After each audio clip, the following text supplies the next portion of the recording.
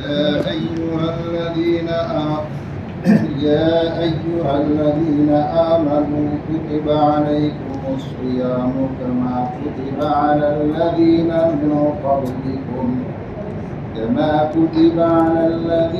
من قبلكم لعلكم تتقون. بحمد اللہ سبحانہ وتعالی سورہ بقرہ آج مکمل ہو گئی. سورہ آل عمران کی 20 آیتیں پڑھی گئی. کل 313 آیتوں کی تلاوت تراویح کی نماز میں ہوئی، جن 313 آیتوں کی سماعت کا شرف اللہ تبارک و تعالیٰ نے ہم سبوں کو عطا فرمایا. اللہ تعالیٰ قبول فرمایا.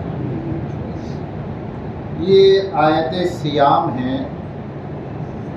183 نمبر کی آیت ہے سورہ بقرہ کی، جس میں روزوں کا تذکرہ ہے. یہ مہینہ روزے کا ہے. مناسب یہ سمجھا گیا کہ آج بہت ہی مختصر وقت میں روزے کے کچھ مسائل بیان کر دیے ہیں. آپ میں سے سبھی کو یہ پتہ ہے کہ روزہ اسلام کے بنیادی ارکان میں سے ایک رکن ہے.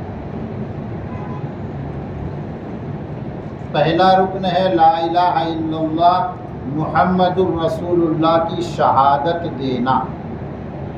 دوسرا رکن ہے نماز. پھر زکوٰۃ. چوتھا رکن ہے روزہ. اور پانچواں رکن ہے حج. روزے کو عربی میں صوم یا سیام کہتے ہیں. صوم اور سیام کا معنی ہے روکنا، کنٹرول کرنا. قرآن کریم میں حضرت مریم کا تذکرہ کرتے ہوئے قرآن نے کہا انی نذرت للرحمن صوما. حضرت مریم جب حضرت عیسیٰ کو گود میں لے کر مجمع میں تشریف لائی تو جس نے دیکھا وہ ہکا بکا رہ گیا کہ مریم کی تو شادی بھی نہیں ہوئی، بچہ کیسے پیدا ہوا. لوگوں نے حضرت مریم سے بچے کے بارے میں پوچھا یہ بچہ کہاں سے آیا؟ تو حضرت مریم نے جواب دیا انی نذرت للرحمن صوما، میں نے اللہ تعالیٰ سے روزے کی نظر مانی. میں نے نظر مان لیا روزے کا.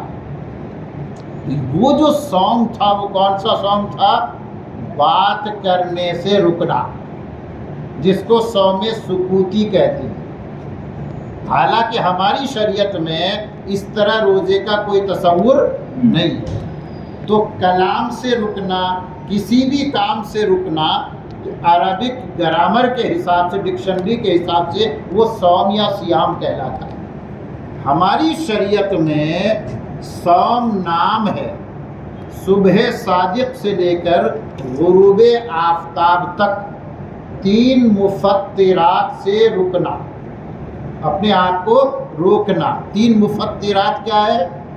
کھانا، پینا اور بیوی سے ملنا، صحبت کرنا. ان 3 چیزوں سے جب آدمی اپنے آپ کو روکتا ہے تو وہ صائم اور روزے دار کہلاتا ہے. روزے کے سے متعلق بہت سے احکام ہیں جن کو ہمیں جاننا چاہیے. پہلے آپ یہ سمجھیں کہ روزے کی کئی قسمیں ہیں. رمضان کے روزے یہ فرض ہیں. کس پر فرض ہے رمضان کے روزے؟ ہر عاقل بالغ مسلمان پر روزہ فرض ہے.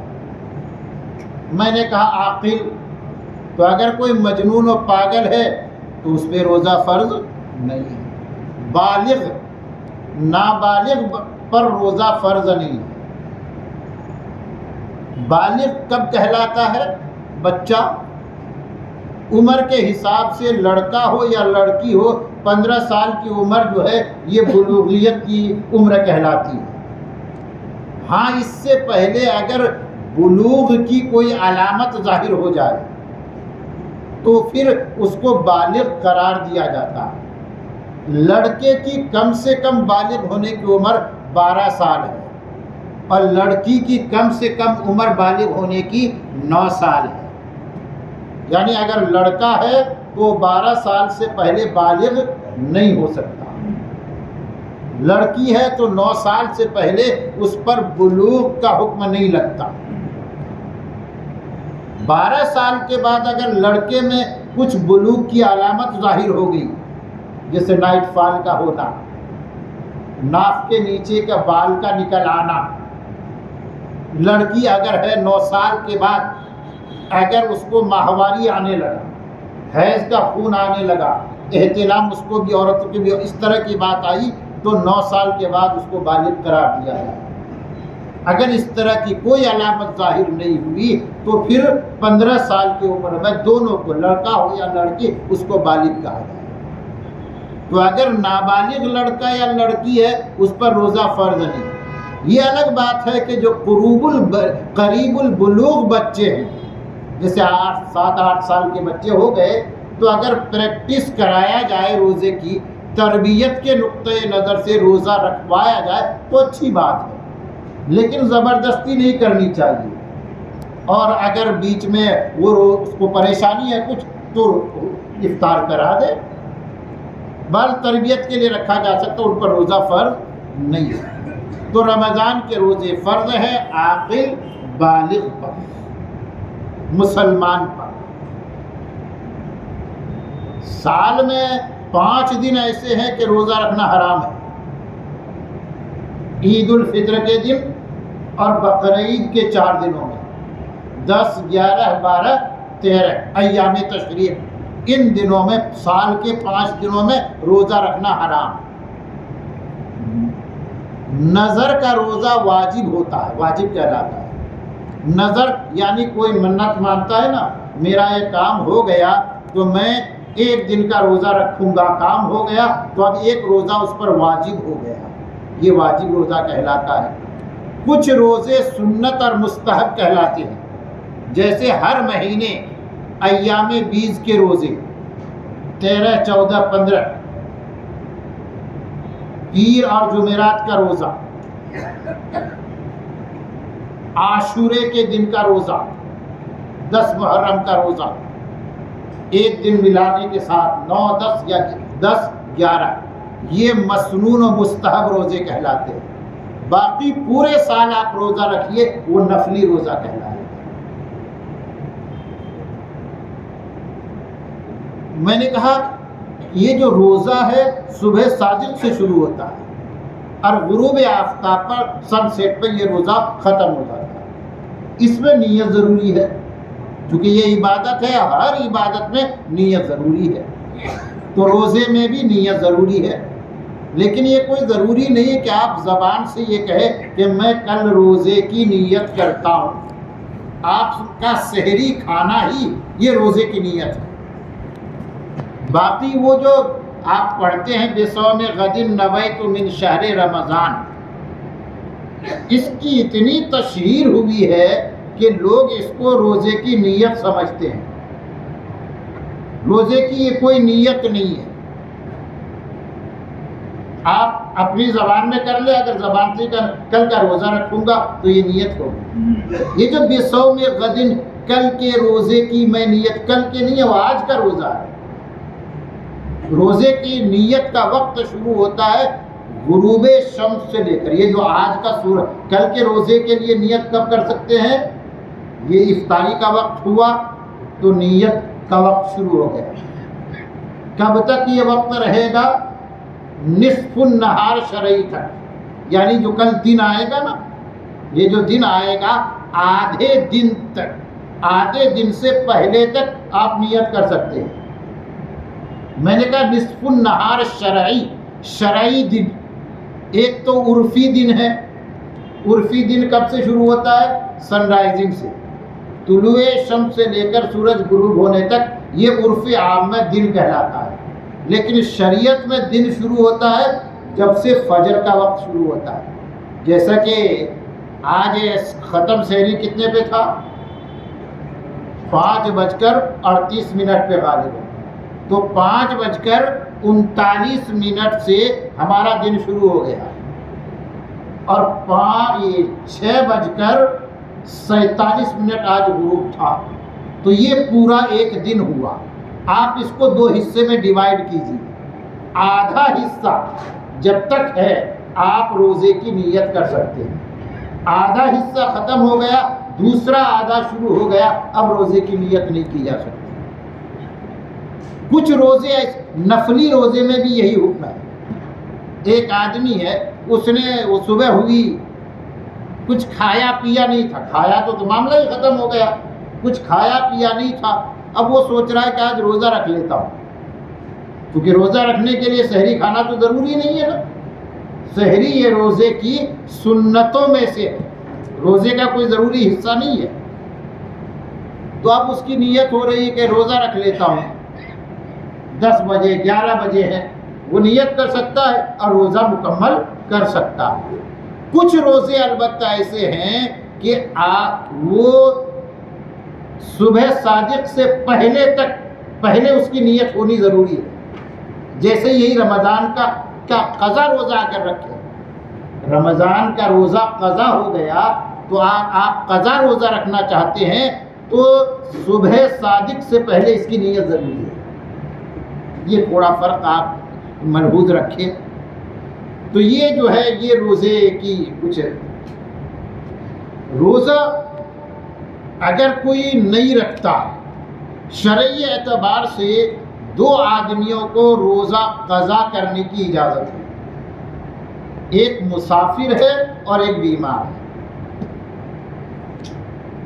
بیمار ایسا بیمار کہ ڈاکٹر نے یہ کہا ہے کہ اگر آپ روزہ رکھیں گے تو آپ کی جان کو اندیشہ ہے یا آپ کی بیماری بڑھ جائے گی، بیماری بڑھ جائے گی، تب بھی وہ مریض روزہ نہ رکھے رمضان کا تو اس کی گنجائش ہے، لیکن بعد میں اس کو قضا رکھنی پڑے گی.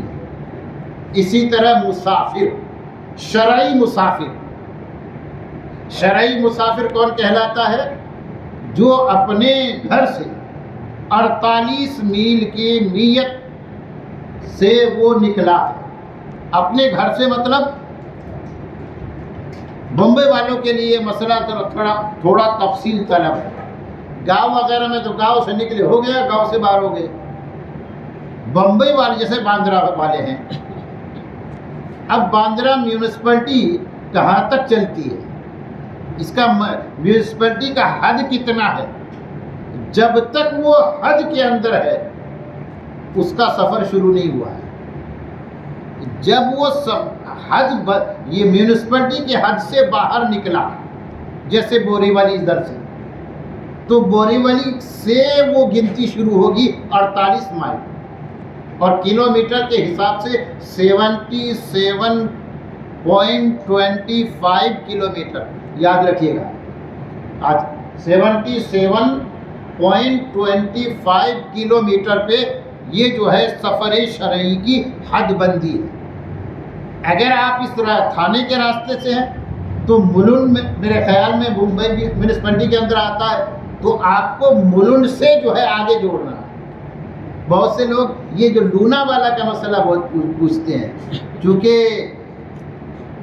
باندرا سے یہ میرے خیال میں 77 کلومیٹر سے زیادہ ہو جاتا ہے، لیکن اگر ملن سے پکڑتے ہیں یا نیو بمبئی کے سے تو کم ہو جاتا ہے. تو یاد رکھیے مسئلہ اور اس کے اعتبار سے فیصلہ کریں. اس طرح کا اگر کوئی مسافر ہے تو وہ روزہ قضا کر سکتا ہے، بعد میں رکھنا پڑے گا.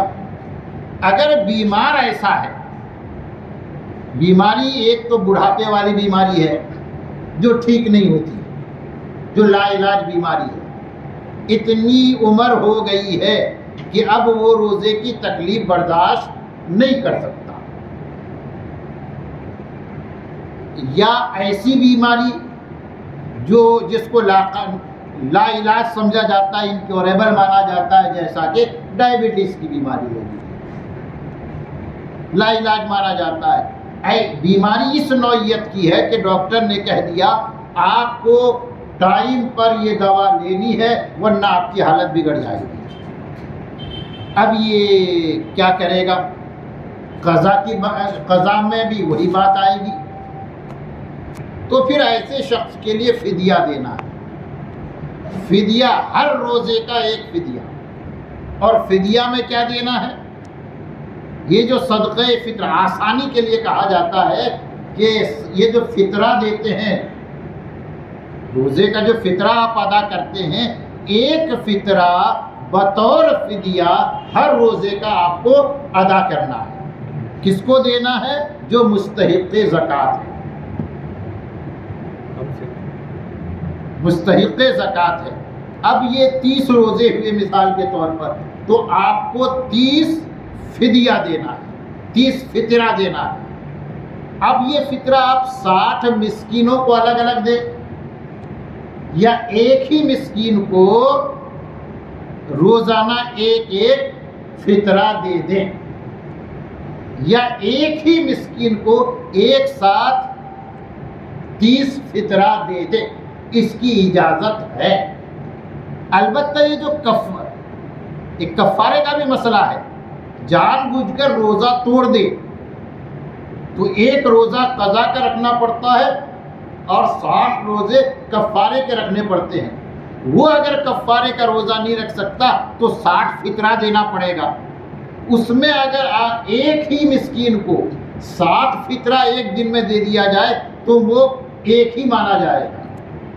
آپ کو 60 دن تک دینا ہے، یا 60 مسکینوں کو ایک دن دینا چاہتے ہیں تو 60 مسکینوں کو دینا پڑے گا۔